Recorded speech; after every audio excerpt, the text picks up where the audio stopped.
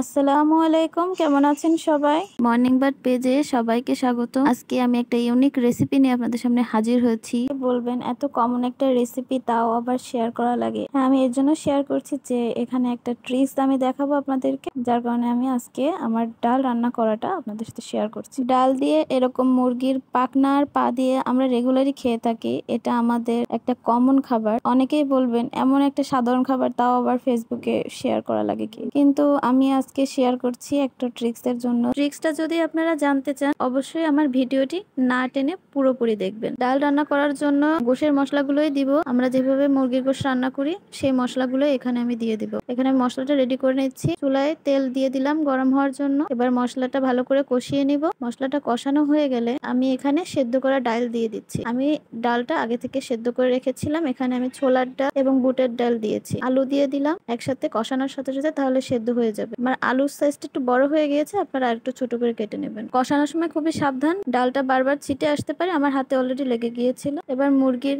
যে পাখনা চামড়াগুলো ছিল সেগুলো দিয়ে কিছু সময় আমি কষিয়ে নিব। সাবধানে কষাতে হবে যেন তলা না লেগে যায়, কারণ ডাল তো বারবার লেগে যাবে এবং বারবার নাড়াতে হবে, অনবরত নাড়াতে থাকতে হবে। হ্যাঁ, যার জন্য এতক্ষণ আপনারা অপেক্ষা করেছেন ট্রিক্সটা হলো আমি এখানে চাট মশলা আর তেঁতুল পানি অ্যাড করব। এই দুটার কারণে ডালের টেস্ট একদম অন্যরকম হয়। আপনারাও ট্রাই করে দেখবেন। আমার ভিডিওটা যদি আপনাদের কাছে একটু হলেও ভালো লেগে থাকে তাহলে লাইক, কমেন্ট, শেয়ার করে দেবেন। আল্লাহ হাফেজ।